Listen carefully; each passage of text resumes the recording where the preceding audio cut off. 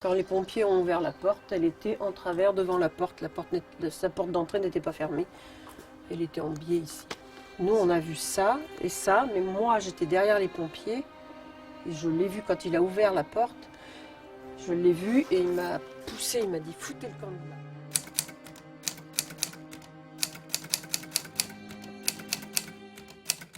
En fait, il y avait un feu qui s'était déclenché et la société de surveillance avait été alertée. Alors d'abord par des codes erronés, puis en fait par le feu qui a fait griller le boîtier, qui a fait que la société de sécurité a alerté en fait la personne de confiance de Madame Tavernier. Mais ils lui disent qu'il y a un problème, qu'il y a eu l'alarme qui s'est déclenchée et que ça serait bien d'aller sur place. Donc elle s'est rendue sur place. Quand elle s'est rendue, elle a vu qu'il y avait du feu qui sortait de la maison. Donc c'est là où il y a eu intervention des pompiers et puis après de la police. Les pompiers vont rentrer dans la maison pour voir où est l'origine du feu et à ce moment-là, ils vont tomber sur le corps inanimé de Madame Tavernier. Ce sont les gendarmes de Questembert, la petite ville à quelques kilomètres d'ici, qui sont venus le 27 à 7 h du matin. J'ai entendu, j'étais encore au lit, mais déjà réveillé, j'ai entendu une voiture sur le gravier devant la maison, puis j'ai vu à travers les volets, j'ai vu deux uniformes de gendarmes. Alors évidemment, je suis descendu pour voir ce qui se passait. Je les ai accueillis à l'extérieur, et puis ils m'ont dit « il vaudrait mieux qu'on rentre », et puis ils m'ont raconté, ils m'ont dit qu'il s'était passé une agression, et que malheureusement maman était morte, sans plus de détails. Et puis bon, ils ont été ensuite très rapides à me dire c'est votre mère, à Barbezieux, il s'est passé quelque chose, etc. etc. Au début, l'hypothèse effectivement la plus vraisemblable, sachant que on ne connaissait pas d'ennemi à maman, c'est le cambriolage qui tourne mal. Avant même qu'on comprenne que, très rapidement, dès le lendemain, puisque dès le 27 après-midi, les gendarmes nous ont demandé de rentrer dans la maison pour regarder ce qui avait éventuellement disparu. Il y a très peu de choses qui avaient disparu, donc l'hypothèse du cambriolage était mise à mal, enfin, en tout cas pour les gendarmes. A posteriori, quand on regarde les faits, c'est évident que voler une pendule, un téléviseur et une carte de crédit, bon, c'est bizarre, quoi. Enfin, j'ai compris par la suite que c'était bizarre, et les gendarmes, je pense que ça leur a parlé tout de suite dès qu'on leur a dit ce qui avait disparu. Ils ont dû se poser des questions sur le mobile. Ça a dû leur paraître surprenant qu'un cambrioleur ait volé des objets aussi disparates, pas de bijoux, pas d'argenterie, pas de choses facilement revendables. Ils sont partis sur plusieurs pistes. Donc il y a eu le piste du cambriolage, il y a eu la piste aussi de certaines personnes errantes qui étaient passées devant la maison, donc on s'est interrogé sur leur peut-être venue dans la maison, puisque c'est vrai elle était quelqu'un qui ouvrait la porte aux gens qui pouvaient être amenés à donner des repas aux sans-abri et qui peut-être pouvaient faire entrer le loup dans la bergerie, comme on dit. L'idée d'un cambriolage qui avait mal tourné a été le début, on va dire, de leur enquête. Un gendarme motocycliste va apercevoir, sortant du domicile de Madame Tavernier, vont apercevoir un homme en tenue de gendarme. Et ni plus ni moins, ça ne va certainement pas amener un soupçon contre un homme que l'on n'identifie pas, sinon par son uniforme. Mais ça va apporter un élément de renseignement qui va obliger les enquêteurs à identifier quel peut être ce gendarme qui, à cet instant très proche des faits et de la mort de Madame Tavernier, se trouve sur place.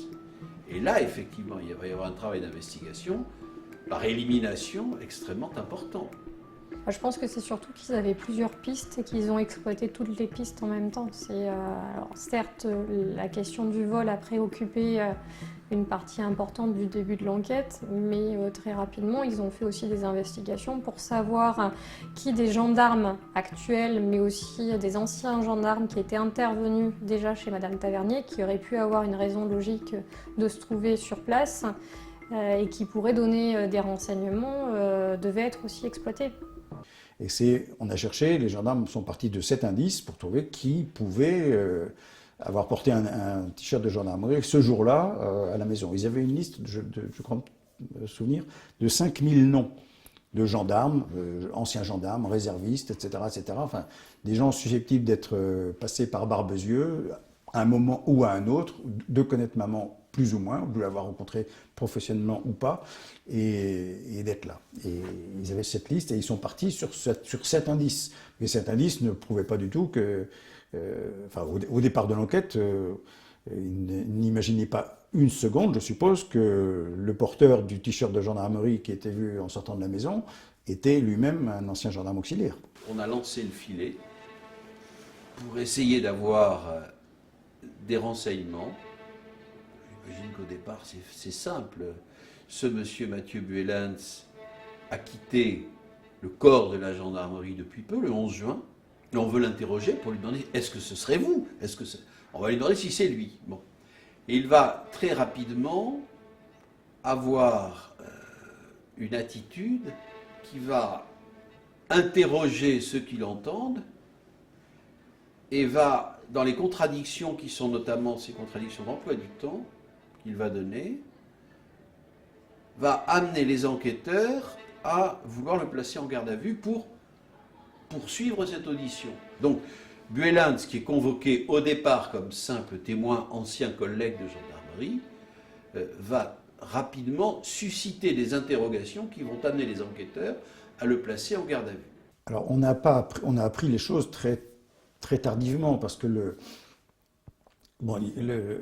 l'assassin a été arrêté le 24 août, donc 2 mois, moins 2 jours après avoir commis son forfait.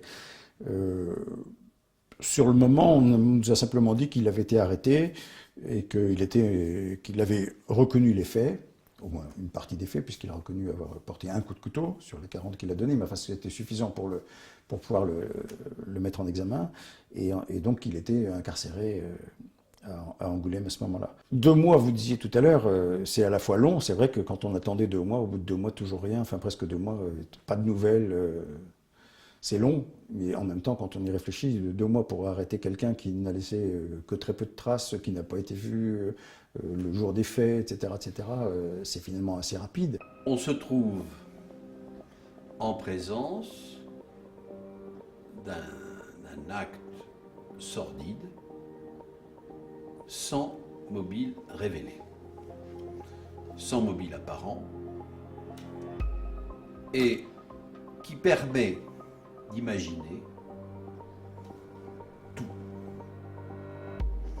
Et lorsque l'on aura mis à plusieurs reprises Buelens en face ou de ses insuffisances d'explication ou de ses contradictions, il va se réfugier derrière ce que l'on voit malheureusement de plus en plus souvent. Ce n'est pas le silence « je ne veux rien vous dire », c'est l'allégation « je ne me souviens de rien ».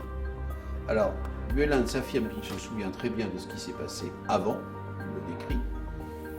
Il décrit ce qui s'est passé après et il fait état d'une espèce de trou noir, comme s'il pouvait être vraisemblable, de trou noir qui doit être considéré comme l'impossibilité pour lui de se resituer ou d'avouer l'acte qu'il a commis, à moins qu'il n'y ait une seconde hypothèse que l'on est en droit de formuler, compte tenu de ce qui aura été son tracé, son cursus. On est en droit de se demander si, compte tenu de ce qu'il a fait immédiatement après l'acte qu'il a commis, la façon dont il a tenté de brouiller les pistes, s'il n'aurait pas purement et simplement commis un acte gratuit qui lui permettrait d'avoir pour lui-même la reconnaissance qu'il a posé un acte qui lui permet de sortir de l'ordinaire et qu'il l'a posé dans de telles conditions que personne ne pourra l'identifier. Le premier qui a été interrogé, c'était lui. Il était le premier sur la liste. J'ai posé la question à l'enquêteur. Vous avez dû remarquer, en voyant mes frères et beaux-frères, et puis en vous en renseignant sur la famille, et puis maman, c'était le cas de maman, que la foi est quelque chose qui est important pour nous. C'est aussi quelque chose qui est important pour le responsable de l'enquête. C'est le plus grand des hasards, mais c'est comme ça. Voilà. Il se trouve que c'est quelque chose, c'est une des valeurs qu'il porte. Et il a découvert en préparant son travail que ce garçon était allé, que l'assassin avait participé au Hellfest. Et comme lui, ça lui dit parle, à cause de sa foi, il a dit je commence par lui. Alors, je ne fais pas de lien entre le Hellfest, voilà. Mais c'est ce détail-là qui fait qu'il a commencé par lui. Mais il aurait pu commencer par un autre. Mais c'est ce détail-là, il fallait en choisir un, voilà. Il reconnaît être l'auteur, il ne reconnaît pas la précision du déroulement de la scène, il ne se souvient pas, dit-il. Il ne se souvient pas des premiers coups qu'il va porter, il ne se souvient pas, dit-il, de la façon dont cette dame va ressurgir alors qu'il la pense morte, pour la traîner ensuite sur le lit où il va l'achever, dans des conditions tragiques. Il ne veut pas la décrire, cette scène de meurtre. Il ne veut pas la décrire et il l'occulte.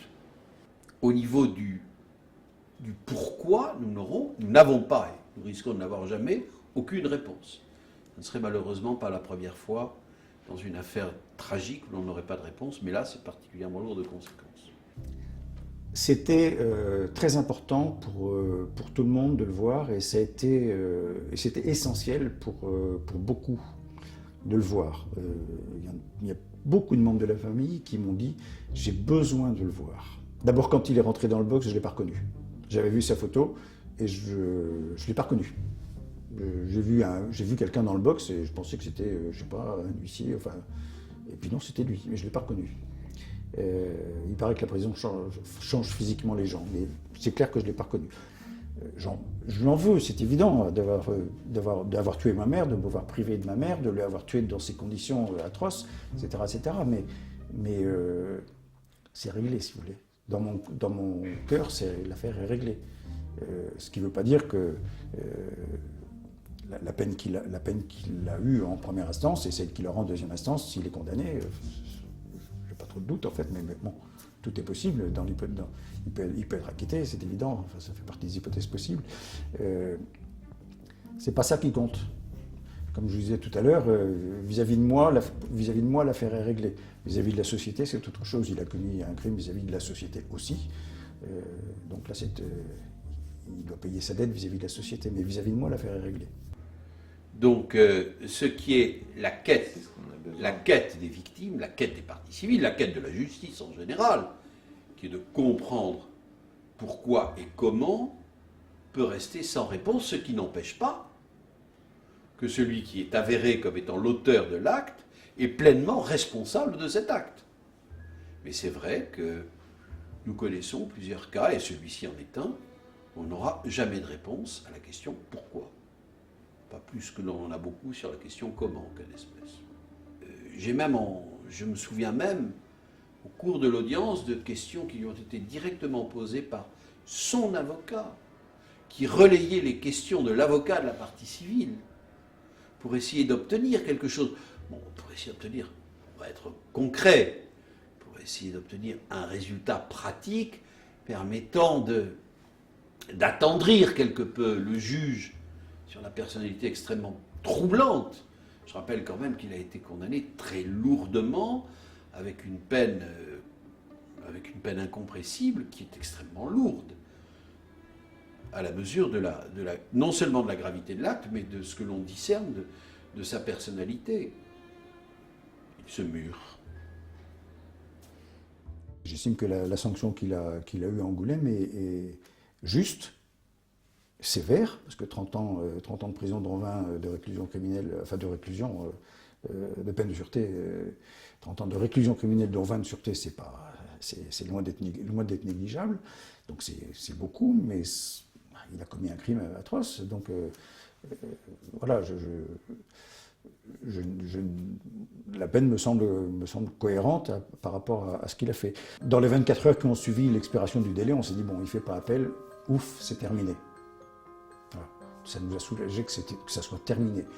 Passer une semaine aux assises, ça n'a rien d'amusant, ça n'a rien de drôle. Et ce qui nous ennuie dans cette affaire, c'est de recommencer, réentendre tous les témoignages, toutes les expertises,